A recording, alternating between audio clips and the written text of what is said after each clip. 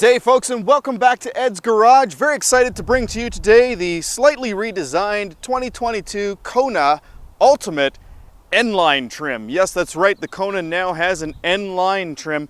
There is an N version coming soon, but right now this is the top model. So let's go over some of the cool features about this particular vehicle, and there's obviously going to be some changes from 21 to 22 as well. So I'll try to make sure to point out those particular changes for you. All right, so starting with the key fob, you'll notice a long overdue feature here, the remote start. So to do that, we're basically going to lock the vehicle first and then hold down the remote start button until we see the lights flash. Boom, there it is, it's running. So nice feature, finally has it on the Kona. Now the remote start feature starts at the second trim level and up, so that's kind of cool.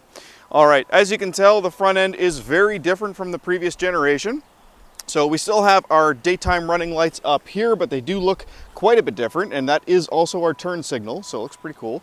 Down here you can see we've got three separate lights. Now these are reflective LED lights, they're your high beams and your low beams. So all headlights and high beams, all LED. It's kind of nice to see. You can still see we got the air curtain pass through here, which of course creates that curtain of air over the wheels, which I've talked about in other videos as well. It just reduces drag and increases fuel economy. Now, of course, because this is the N-line trim, you've got the N-line badge here as well as a few other places. I'll point those out. And of course, we've got the forward-facing radar right down there. And in the windshield, you can see we've got the forward-facing camera. That's for the lane keep assist and the pedestrian and cyclist detection. And then right above that, we have the little sensor for the window wipers, the automatic wipers. So let's talk about the sensors in the front real quick. So this vehicle, not only does it have adaptive cruise control, it's got the autonomous braking. The autonomous braking system will detect vehicles, pedestrians, cyclists, and it also has junction assist. So when you're doing a left turn at an intersection, if there's a car coming towards you, it'll actually prevent you from going through and doing that left turn. So very, very safe vehicle. It's a top safety pick as well, of course, or at least it will be. The previous one was as well. All right, let's look at some of the other cool stuff on this vehicle. So N-line specific wheels, check this out. So these are a Goodyear Eagle Touring, and they're an 18-inch. Of course, it's an aluminum alloy wheel. What do you guys think of these wheels? Leave a message down in the comments. Let me know what you think of these wheels. Hyundai is really knocking it out of the park with a lot of the stock wheels. Keep in mind, these are stock wheels, okay? So a lot of people are like, oh, I don't like those wheels, I don't like those wheels, but you know what, compare it to what other vehicles are putting, or other manufacturers are putting on their vehicles. These are pretty intricate, pretty cool. All right, you can see another N-line badge right there. As we pass the mirror, black mirrors, looks really good on this cyber gray, don't you think? Really nice look. You've got the mirror, the lights on the marker lights on the mirrors. So of course, if you have a vehicle in your blind spot, they'll be able to see your intentions. Also in the mirror is the blind spot monitor. Now, of course, this has blind spot monitoring. It's also got blind spot assist. So if you start to drift into the other lane when there's a vehicle in your blind spot, if you got your turn signal on and everything, not only will you get the automatic or the automated tone, the audible tone, you'll also actually brake the opposite side wheels to pull you back into your lane so you don't, cause an accident. Now this one does, of course, have the push button entry as well. So a little button on the door, press that twice, it unlocks all the doors. And one thing I really like about the remote start, guys, is when you get in and press the brake, everything kind of comes to life. As you can see, you can hear the tone. So we're gonna get back to this a little bit later. I just wanted to pop the hood here and show you under the hood. All right, under the hood of the 22 Kona N-line is a 1.6 liter turbo making 195 horsepower. That's 20 horsepower more than the previous year. So that's kind of nice. It is, of course, mated to a 7-speed dual clutch automatic transmission. So they've kept the transmission the same. And in this vehicle, it's actually a really good transmission. The vehicle's not that heavy. The shifts are quick, and it actually helps for fuel economy as well. So very, very quick off the line. Right now, this is the quickest vehicle to 100 kilometers an hour in its class in a gas version of a subcompact SUV. So turbo GDI, it is a twin scroll turbo as well, so you don't get the sort of turbo lag you would have on older turbo vehicles. Gas direct injection, of course, Hyundai Smart Stream engine, so pretty good fuel economy as well. As a matter of fact, it's 8.2 liters per 100 kilometers on average, so 8.8 in the city, 7.4 on the highway. And you know what, for a vehicle with 195 horsepower and 195 foot-pounds of torque, and as fun to drive as this, 8.2 liters per 100K is actually really good. You'll also notice under the hood, it is insulated up here, as well as the firewall. You can see a little bit of insulation right there. And you can also see this structural adhesive right here as well. Now, of course, every vehicle has structural adhesive, but in varying degrees. Hyundai uses hundreds of feet, whereas other companies use tens of feet. So that goes a long way to increasing the structural rigidity of the vehicle.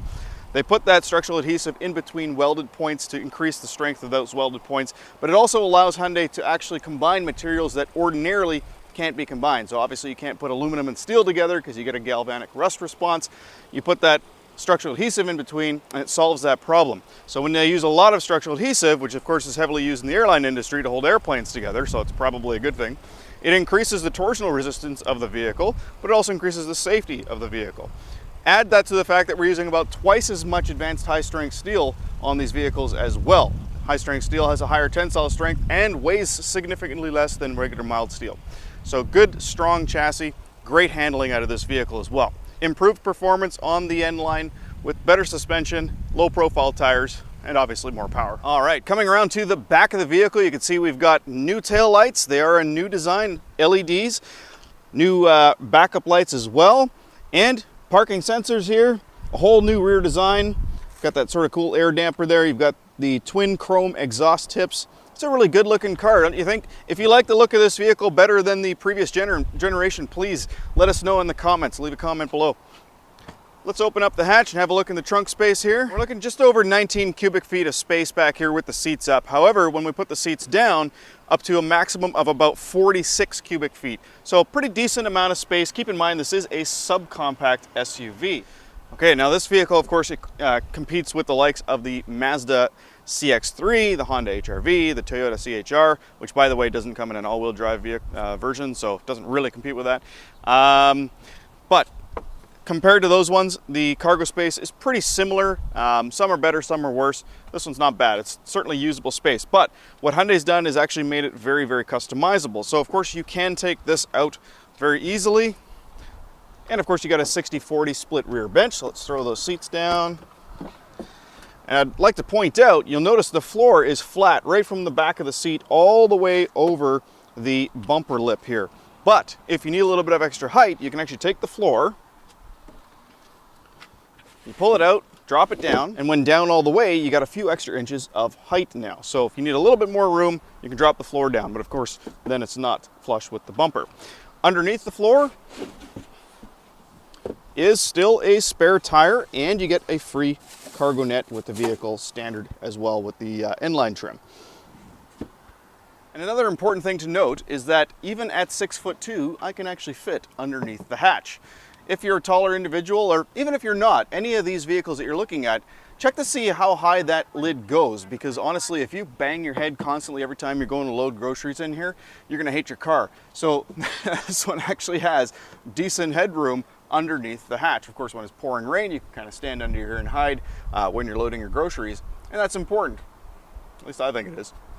All right, let's check out the back seat. All right, as I jump in the back seat, I'd like to point out I did put the front seat in the position for me to drive, and then forward just a touch. And the reason for that is because I can still drive comfortably from the position that it's in. So if I did have back seat passengers, I'd pull forward a little bit just to give them a little bit extra room.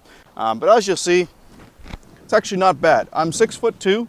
I'm about 50-50 split between torso and legs. So pretty good comparison if you're around my height. So you'll see I've got decent headroom. Legroom's pretty good as well. I've got about 1.5 inches in front of my knees still. So as the driver, I could still come back a little bit further. I do want to point out also, it's a nice flat floor, so I can actually put my feet underneath. I don't have to worry about cables or computers or vents or anything like that. Nothing's in the way. And we've got a center cup holder armrest, and it's padded, and the armrest on the doors is also padded. So it's actually a pretty comfortable place to be as a passenger.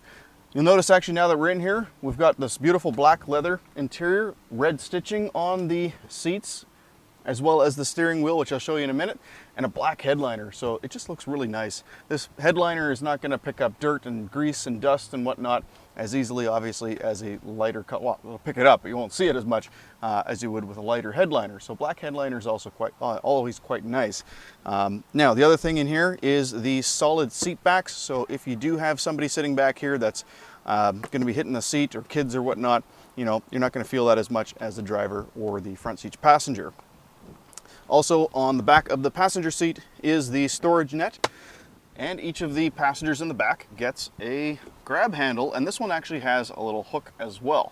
So the grab handle is kind of nice, it's in a comfortable position, and with the door closed, yeah, it's a pretty good place to be. All right, let's check out the front seat. All right, before I climb in the front seat, let's go over the seat controls. So this is a 1, 2, 3, 4, 5, 6, 7, 8, 9, 10 way adjustable power driver seat. So you've got the tilt adjustment and the height adjustment. Now the passenger seat is manual on this vehicle. All right, of course you got your typical window and mirror controls, nothing too special there. You got your dimmer switch here, your access to your head-up display button. So that will raise and lower the head-up display, which I'll cover later on as well. Hill descent assist, which will keep the vehicle going 8 kilometers an hour down a steep hill. And of course your traction and stability control. Inside, the interior has also been remodeled a little bit, so you've got newer vents. This one's kind of cool, of course, because we're in the N-line trim, you get the little red accent on there, and you got the red stitching in the steering wheel as I was going over earlier. And of course the N-line specific shifter. It says N right on there, which is kind of cool. All right, let's check out some of the other features. All right, down on the ground, you can see we've got the KONA N-line specific mats. You've got aluminum pedals, which look really good. A dead pedal there for your left foot. And you'll notice on the speaker, it says Harman Kardon. That's because this vehicle is equipped with the higher end audio system. Harman Kardon 8-speaker audio system with a subwoofer in the back. It's actually a really, really good system. Sounds really nice. Also new for 2022 is the power e-brake, if I remember correctly. So you got the power e-brake here, which will turn itself off automatically when you put your seatbelt on and put the car in drive. Speaking of putting the car in drive, so that shifter, really, really nice. You do have sport shift as well. To the left of the shifter, you've got the heated and ventilated seats. So new for 2022, ventilated seats. You've got the heated steering wheel, and also new for 2022, the auto start stop system. So that will shut the engine off when you come to a stop. This is where you can quickly disable that if you want. Drive mode button has been relocated. It's now a spinny button, so you don't push it, you simply spin it. You've got, well, I'll show you that later because that's really cool. You've got the lock switch there for your all-wheel drive. That hasn't changed. Improved for 2022 is the wireless charging pad. So this wireless charger can charge at 40 watts, which is currently the fastest wireless charger in the industry. It's actually a ventilated system, which you can see the little vent holes in there. Above that, you've got your USB port for your Apple CarPlay and Android Auto, another USB port for charging another phone or whatever, and then your 12-volt power outlet. Your climate control has changed a little bit, so don't worry about this wording, that's just on a sticker. You've got 3 levels of automatic climate control, so you can adjust how much air comes out of the vents, how fast the fan spins, and still keep it in automatic. You got red accents on the vents, which looks kind of cool. A big, beautiful 10-inch display.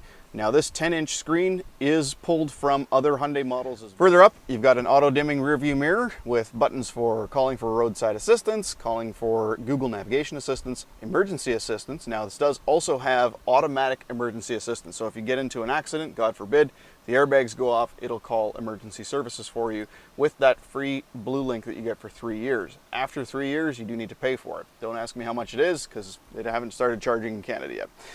You've got the 3 buttons for home link there, and then further up, of course, a sunglass holder, controls for the sunroof. Now the sunroof, when it opens up, it will stop short to avoid the helicopter noise, but then you can push it again to open it up a little bit wider. Both of the side visors do slide out. They both have mirrors and they both have lights. All right, having a look at the steering wheel, of course you have the voice recognition button. There is built-in voice recognition, but then there's also voice recognition through your cell phone. So if you wanted to use Google Assistants or Siri, you can actually use this button once your phone is physically connected with a USB cable. This one does not have the wireless Apple CarPlay and Android Auto, unfortunately. That may show up in a later update. Lower trim levels without built-in navigation do have wireless Apple CarPlay and Android Auto. But then you lose out on this fantastic navigation system. So this is a really, really good system. Let me give you a quick example of how well it works with voice. Find the nearest Canadian Tire.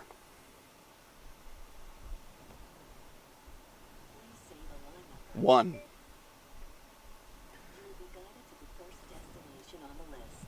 So now the cool thing is you don't actually have to wait for the voice prompt to finish talking. You can actually just cut her off, and it'll just start listening to what you're saying when you're using the voice recognition. So now what's really nice about this navigation system is not only do you get this huge full screen 10-inch map, if you want, you can actually separate it. You can have the map in two places. You can have, for instance, your stereo on the right-hand side, which is currently turned off because I don't want to wreck my ability to monetize the video.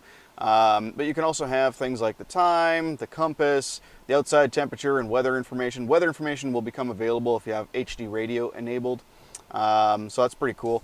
Now, not only do you have your turn-by-turn directions come up in here, you can actually have them come up on the beautiful 10-inch instrument cluster. Yes, we finally have a full digital instrument cluster on the Kona. And you can see we've got the turn-by-turn directions there. I'll zoom in a little bit so you can see that. Turn-by-turn directions, as well as time till destination, surrounded by this absolutely gorgeous 10-inch instrument cluster. So right now it's in sport mode, which is why the gauges are red. But you know what? I'm going to come back to that in a second. First, I want to point out you can also see your turn-by-turn directions in the head-up display. Now, it's not going to flash. I don't know if it's flash. There we go. It's not going to flash like that in real life. That's just because of the refresh rate of the screen versus what's on my camera. So also in here, you'll get speedometer, speed limit, blind spot monitoring information, lane keep assist information, even what radio station is playing. So a couple of really cool things on the head-up display.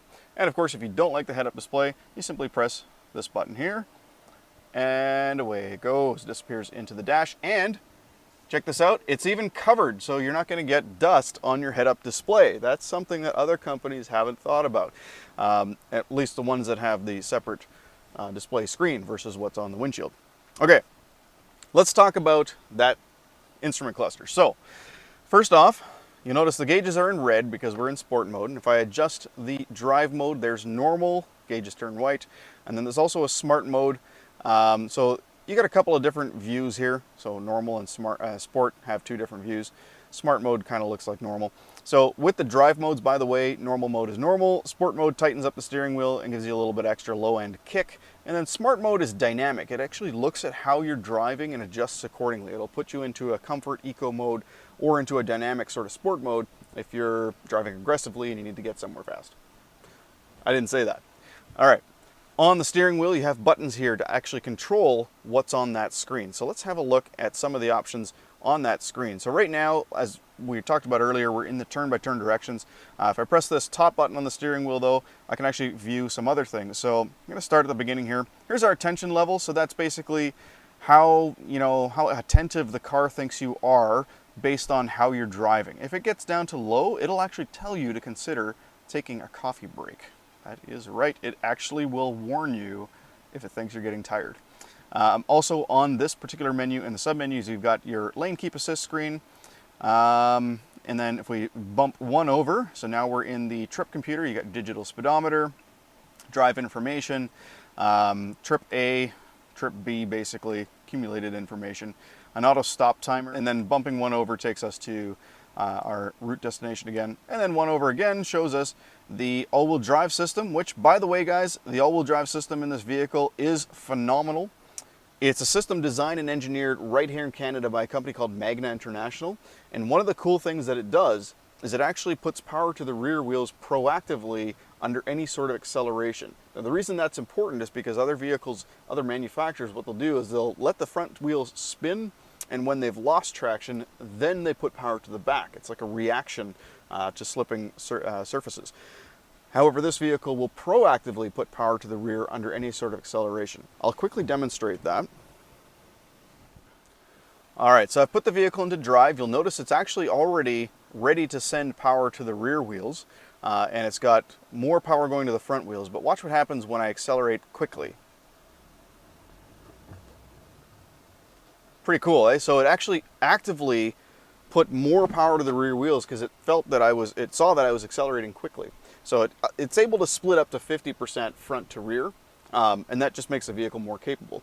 When you throw in the lock switch here, that locks your center differential and makes it even better. I'm not going to go into the details about how that works, but essentially just know that this vehicle is phenomenal in the snow. As long as the snow is not more than 10 inches deep, you're actually going to be able to get to your destination. It's really quite good. All right, let's go over some of the other features on the screen here. So that is the all-wheel drive info screen. If I drop it one down, you can see we've got the tire pressure monitor as well. And let's switch over to sport mode so we can see exactly what that comes up with. So right now, before I switch to sport mode, you can see we've got the speedometer on the left and the tachometer on the right. In sport mode, it's no different, but everything looks a little cooler. So pretty neat. Now, if we go into the vehicle setup, so that's in the setup screen here, under vehicle. So in the driver assistance, we can actually change a lot of the settings that are related to things like your smart cruise control reaction, which I'll talk about momentarily. Your warning timing, so how soon the vehicle actually gives you a warning that you're about to crash. Your forward active assist, forward safety, you can actually change it from active assist to just a warning, as an example. Now earlier I was talking about the blind spot having that active assist. You can put it on warning only as well. It's also got safe exit warning, which is pretty cool. So if you're parked on a parallel, like if you're parallel parked on a street and there's a car coming, it'll actually warn you before you open up your driver's door and the rear doors as well. So pretty cool. Check it out though, active assist. So provides warning and vehicle control when the risk of blind spot collision is detected. So as I was saying earlier, it'll actually brake the right side wheels if there's a car coming up on the left side and you don't notice it and you're trying to get into that lane. Now in parking safety, you can see we've got rear cross traffic alert, of course, and then of course you got the rear view parking guidance. Now if I put the vehicle into reverse, you'll see what that looks like. Really, really nice clear image, dynamic steering lines as well. Sorry, let me focus. Dynamic steering lines, and if we hit this little button here, we can actually change the view to a top-down view. You can still see the bumper along the bottom here, so if you're trying to back up to a trailer or whatever, don't pull a trailer. But if you're trying to back up close to another vehicle, you can actually get a really good view of that. And of course, you can change the camera controls as well. All right, let's put it back into park and get back to this screen here. So we've covered a few things in here. Driving convenience, highway driving assist, and highway auto speed change. So this is pretty cool. So basically what this does is if it detects that there's a bend coming up, it'll actually slow down the vehicle when you're on cruise control, and it'll use the navigation system to do so. How cool is that? There's a lot of active safety features built into this vehicle, and the cool thing is Hyundai is finding new ways to sort of integrate different technologies to make it even safer. So having that highway auto speed change thing, you know, basically using information coming from the navigation system. On top of that, the forward autonomous emergency braking system, the adaptive cruise control system, all of that is working in conjunction to basically make, you know, driving safer. Now, speaking of the adaptive cruise control, you'll see the button right here on the steering wheel. This one here will actually adjust the distance that you're following. It'll be represented up here on the screen by a little car with either 1, 2, 3, or 4 blue boxes in front of it. This basically changes how many boxes there are, which is dynamically adjusting the distance that you're following. The button right beside it is for the lane follow assist. So you can see on the screen there, we've got the lane keep assist and the lane follow assist. So those two, when they light up green, this vehicle is capable of basically piloting around corners to some degree. It's not an autonomous vehicle, but it's actually pretty good. It even works at low speed. So when you have the lane follow assist, right down to like 1-2 kilometers an hour, it'll actually start steering around corners. Pretty cool. On the steering wheel, also, we have a customizable button. So that button we can actually change to do multiple different things. I usually set that up to just hang up phone calls. It's also a cancel button for the voice prompt. And then on the stereo right here, we've also got a customizable button, which can be used for lots of different things as well. I usually set that up to go to Apple CarPlay, Android Auto, because there isn't any other way to get back to Apple CarPlay, Android Auto when, for instance, you're in the radio screen. So if you're on the radio, you're looking at the stereo here, to get back to Android Auto or Apple CarPlay, you'd have to go home and then choose it from there. And if you hit the home button, and the last home screen you're on was, say, this one, you'd have to swipe over and then go to phone projection. But now we can just hit that button and it takes us to Apple CarPlay, Android Auto. Also, I'd like to point out we still have a volume knob and a tuning knob. And by the way, the volume knob is a radio on-off switch, but it's also a full screen on-off switch if you hold the button down. But the reason I wanted to talk about those two buttons is because a lot of other companies are getting rid of the button. As a matter of fact, even Hyundai is. So unfortunately, some of our vehicles no longer have volume knobs, but this one still does. So you got the volume knob, the tuning knob. Some other cool things in the system here: quiet mode, so that will actually disable the rear speakers in the vehicle and it'll lower the volume in the front speakers, so if you've got kids sleeping in the back.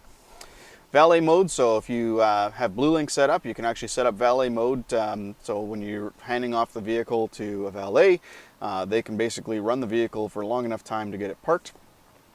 You also have voice memo, so if you wanted to record a memo for yourself for the future, you can actually do so from there. This one does have sounds of nature. Let's hear some of the sounds of nature. So you got lively forest,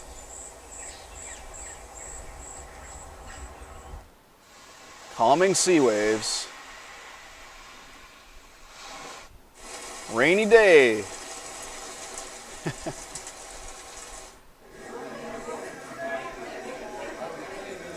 In what world is that a nature sound? Whatever. Okay. Warm fireplace.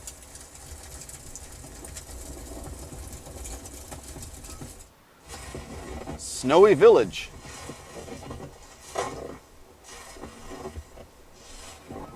And back to lively forest.